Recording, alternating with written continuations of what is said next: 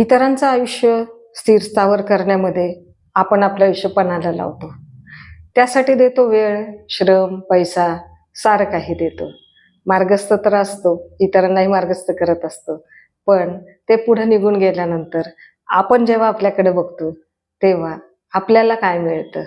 आपल्याला काय मिळतं? हा प्रश्न आपण कित्येकदा आपल्या स्वतःलाच करायचा आणि एकच उत्तर येईल, की आपल्याला काहीच मिळत नसतं आणि ते मिळण्यासारखं आपल्याला नसतं सुद्धा, तरी सुद्धा आपण करत असतो. मग त्यावेळेला एकच विचार करायचा, की जे काही मी केलं ते कुठल्याही अपेक्षेविना केलं आणि दुसऱ्याच्या भल्यासाठी केलं.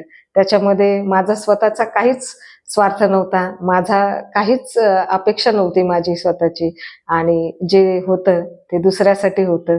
ते मी करत राहिलो, देत राहिलो. मिळालं, नाही मिळालं हा माझा प्रश्न.